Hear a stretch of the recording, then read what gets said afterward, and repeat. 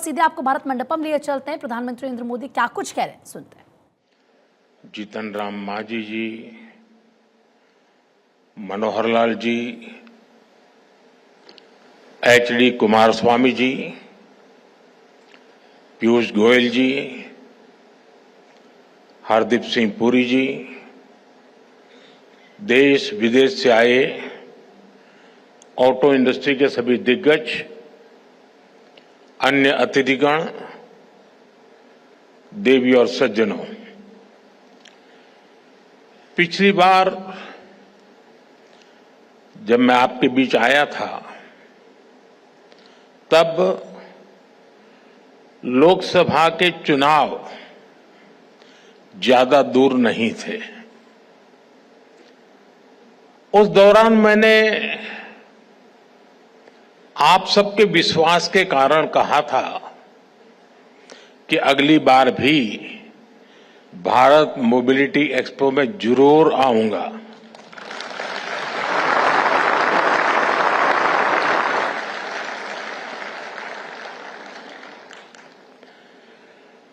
देश ने तीसरी बार हमें आशीर्वाद दिया। आप सभी ने एक बार फिर मुझे यहां बुलाया। मैं आप सबका आभार व्यक्त करता हूं। साथियों, मुझे खुशी है कि इस वर्ष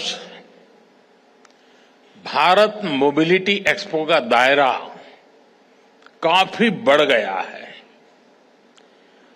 पिछले साल 800 से ज्यादा एग्जीबिटर्स ने हिस्सा लिया। 1.5 लाख से ज्यादा लोगों ने विजिट किया।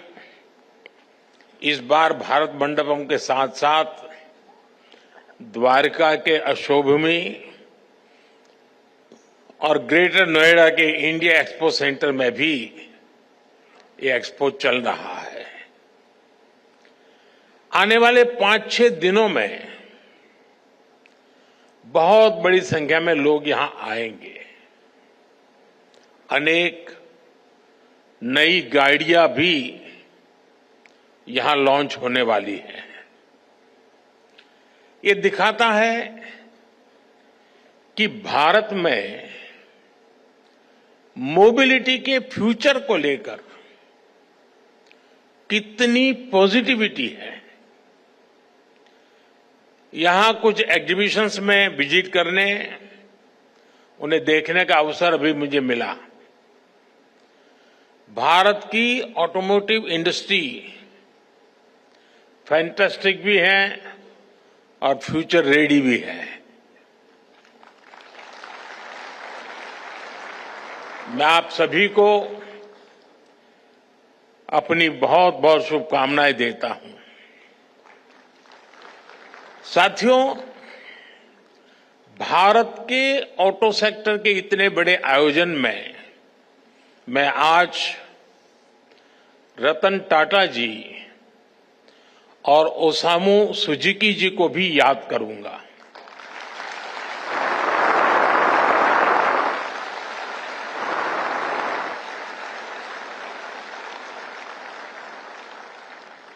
भारत के ऑटो सेक्टर की ग्रोथ में मिडिल क्लास के सपने को पूरा करने में इन दोनों महानुभावों का बहुत बड़ा योगदान रहा है।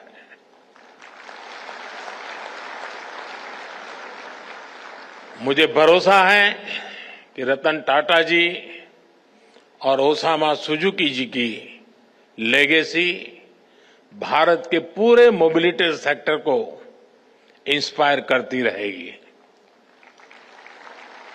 साथियों, आज का भारत एस्पिरेशन से भरा हुआ है, युवा ऊर्जा से भरा हुआ है। यही एस्पिरेशंस हमें भारत की ऑटोमोटिव इंडस्ट्री में दिखाई देती हैं। बीते साल में भारत की ऑटो इंडस्ट्री करीब 12% की ग्रोथ से आगे बढ़ी है। Make in India, make for the world के मंत्र पर चलते हुए अब एक्सपोर्ट भी बढ़ रहा है।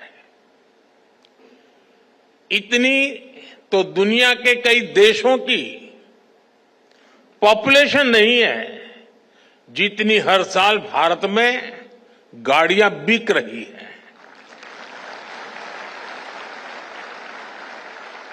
एक साल में करीब 2.5 करोड़ गाड़ियां बिकना ये दिखाता है कि भारत में डिमांड लगातार कैसे बढ़ रही है। ये दिखाता है कि जब मोबिलिटी के फ्यूचर की बात आती है तो भारत को क्यों इतनी उम्मीदों के साथ देखा जा रहा है। साथियों, भारत आज दुनिया की 5वीं बड़ी इकोनॉमी है और पैसेंजर व्हीकल मार्केट के रूप में देखें तो हम दुनिया में नंबर 3 पर है। आप कल्पना कीजिए कि जब भारत दुनिया की टॉप 3 इकोनॉमी में शामिल होगा तब हमारा ऑटो मार्केट कहां होगा। विकसित भारत की यात्रा मोबिलिटी सेक्टर के भी अभूतपूर्व ट्रांसफॉर्मेशन की कई गुना विस्तार की यात्रा होने वाली है। भारत में मोबिलिटी के फ्यूचर को ड्राइव करने वाले कई फैक्टर्स हैं, जैसे भारत की सबसे बड़ी युवा आबादी, मिडिल क्लास का लगातार बढ़ता दायरा, तेजी से होता अर्बनाइजेशन, भारत में बन रहा आधुनिक इंफ्रास्ट्रक्चर, मेक इन इंडिया से अफोर्डेबल व्हीकल, ये सारे फैक्टर्स भारत में ऑटो सेक्टर की ग्रोथ को पुश करने वाले हैं, नई ताकत देने वाले हैं। साथियों, ऑटो इंडस्ट्री के विकास के लिए नीड और एस्पिरेशंस ये दोनों बहुत जरूरी होते हैं और सद्भाग्य से भारत में आज ये दोनों वाइब्रेंट है। आने वाले कई दशकों तक भारत दुनिया का सबसे युवा देश रहने वाला है। यही युवा आपका सबसे बड़ा कस्टमर है। इतना बड़ा युवा वर्ग कितनी बड़ी डिमांड क्रिएट करेगा, इसका अनुमान आप भली भांति लगा सकते हैं। आपका एक और बड़ा कस्टमर भारत का मिडिल क्लास है। बीते 10 वर्षों में 25 करोड़ भारतीय गरीबी से बाहर निकले हैं। ये न्यू मिडिल क्लास अपना पहला व्हीकल ले रहा है। जैसे जैसे तरक्की होगी, ये अपने व्हीकल को भी अपग्रेड करेंगे और इसका बेनिफिट ऑटो सेक्टर को मिलना पक्का है। साथियों, कभी भारत में गाड़ियां न खरीदने का एक कारण अच्छी सड़कों, चौड़ी सड़कों का अभाव भी था। अब ये स्थिति भी बदल रही है। ईज ऑफ ट्रेवल आज भारत की बड़ी प्राथमिकता है। पिछले वर्ष के बजट में इंफ्रास्ट्रक्चर के निर्माण के लिए 11 लाख करोड़ रुपए से अधिक रखे गए थे। आज भारत में मल्टी लेन हाईवे का, एक्सप्रेसवे का जाल बिछ रहा है।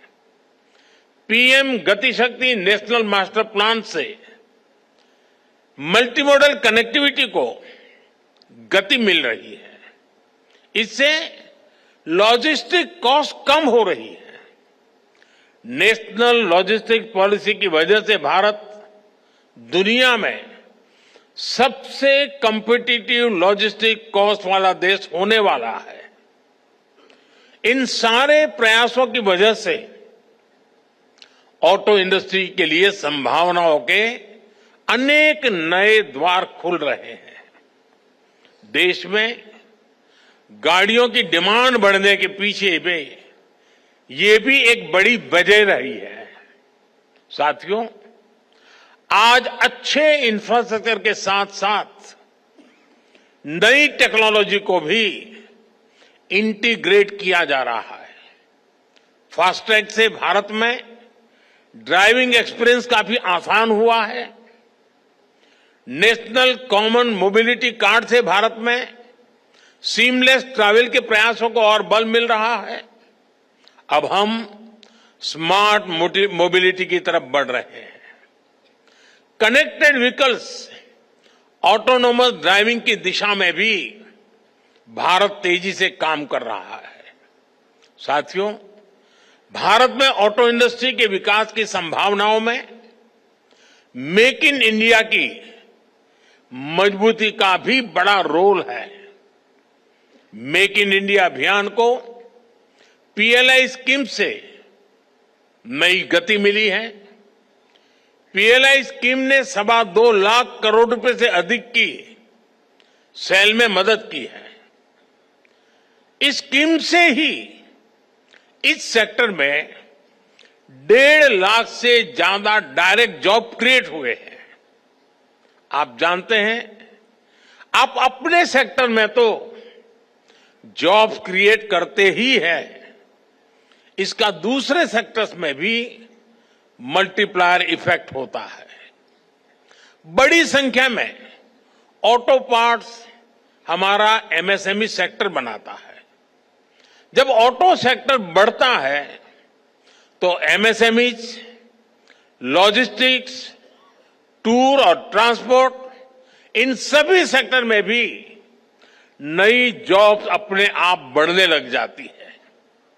साथियों, भारत सरकार ऑटो सेक्टर को हर लेवल पर सपोर्ट दे रही है।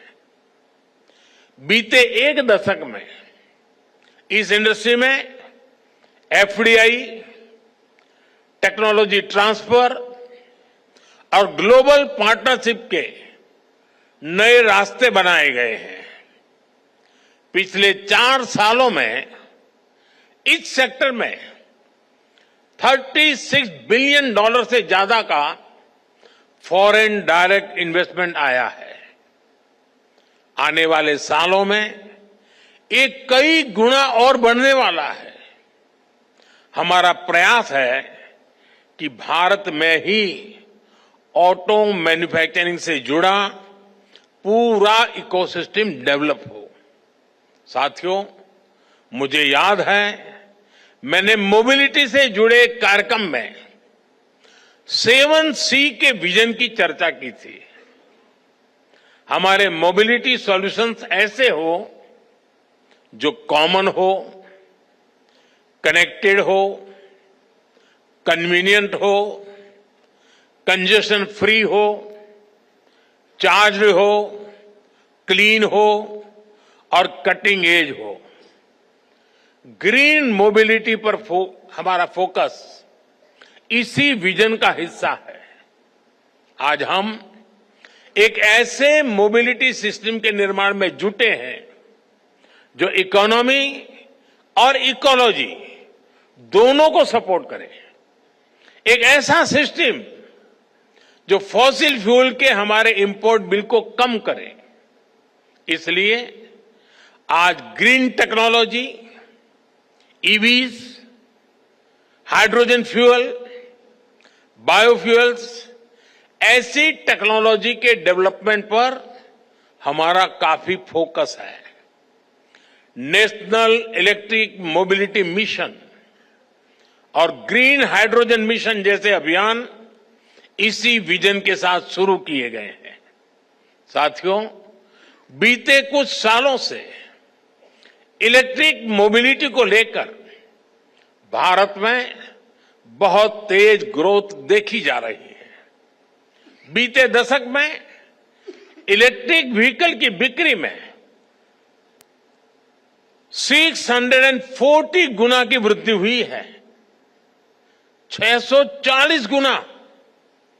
10 साल पहले जहां एक साल में सिर्फ 2600 के आसपास इलेक्ट्रिक व्हीकल बिके थे, वर्ष 2024 में 16,80,000 से ज्यादा व्हीकल बिके हैं।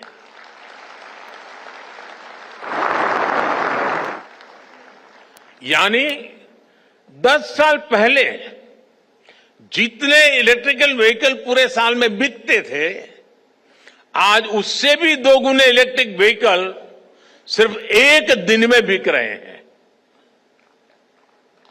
अनुमान है कि इस दशक के अंत तक भारत में इलेक्ट्रिक व्हीकल्स की संख्या 8 गुना तक बढ़ सकती है। ये दिखाता है कि इस सेगमेंट में आपके लिए कितनी ज्यादा संभावनाएं बढ़ रही है।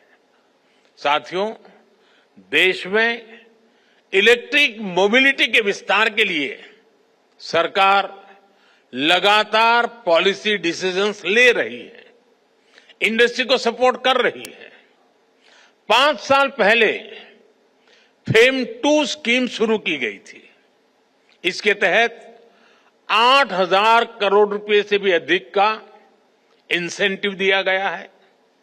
इस राशि से इलेक्ट्रिक व्हीकल खरीदने में सब्सिडी दी गई, चार्जिंग इंफ्रास्ट्रक्चर का निर्माण किया गया।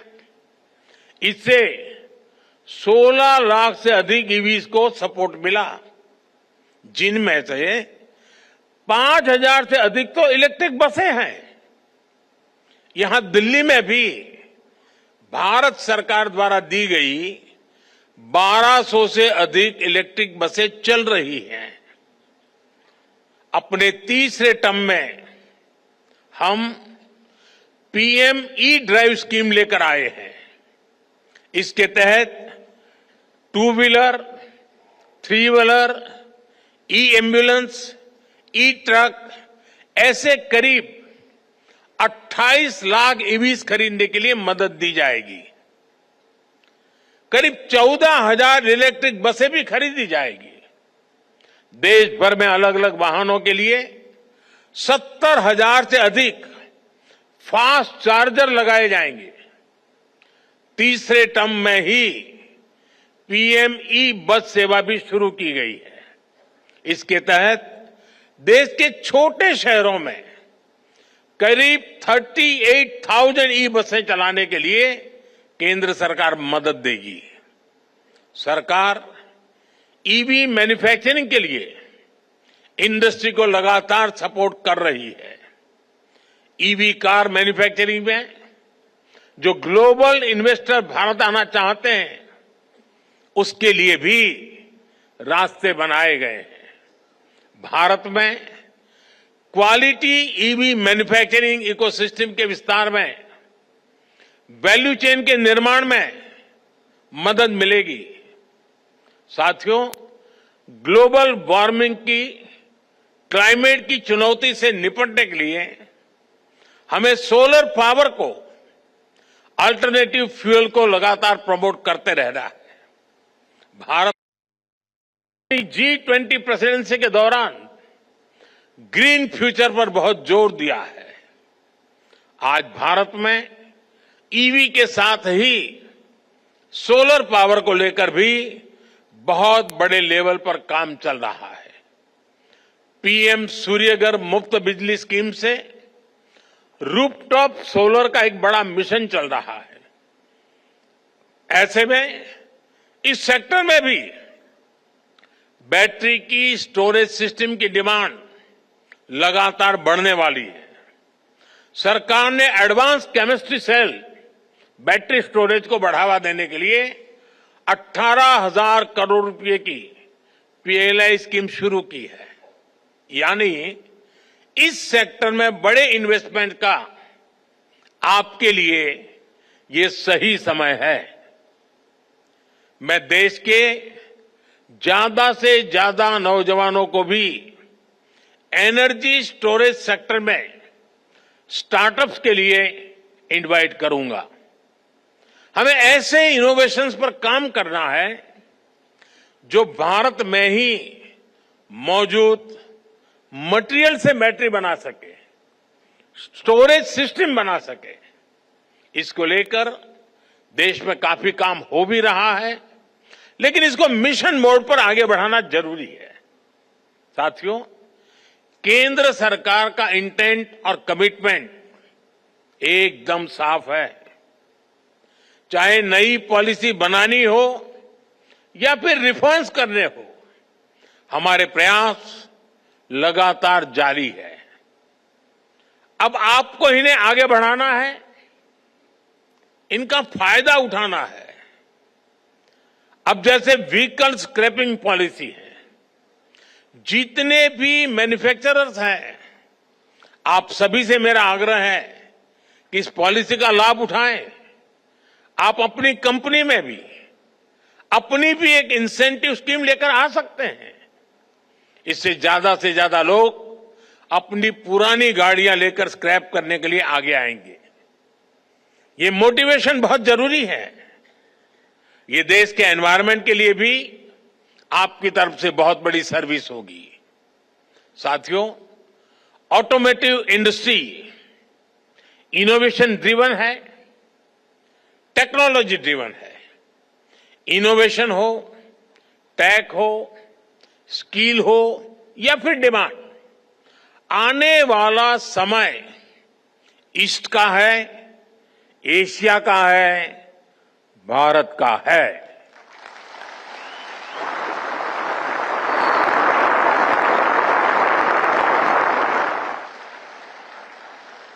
मोबिलिटी में अपना फ्यूचर देखने वाले हर सेक्टर के लिए भारत एक शानदार इन्वेस्टर के लिए भी शानदार डेस्टिनेशन है।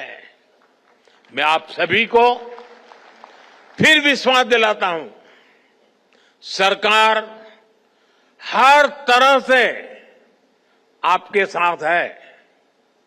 आप make in India, make for the world के मंत्र के साथ इसी तरह आगे बढ़ते रहें। आप सभी को फिर से बहुत बहुत शुभकामनाएं। धन्यवाद।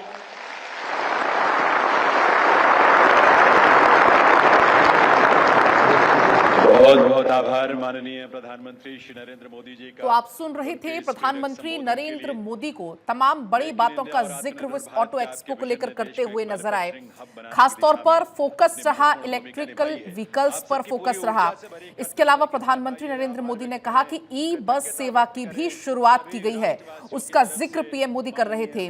ऑटो विनिर्माण से जुड़ा इकोसिस्टम तैयार होना चाहिए। भारत में ग्रीन हाइड्रोजन ईंधन से जुड़ी हुई तकनीक पर हमारा फोकस है। 1 साल में 2.5 करोड़ गाड़ियां बिकी हैं। ये जिक्र भी पीएम मोदी कर रहे थे कि भारत पर दुनिया की नजर है।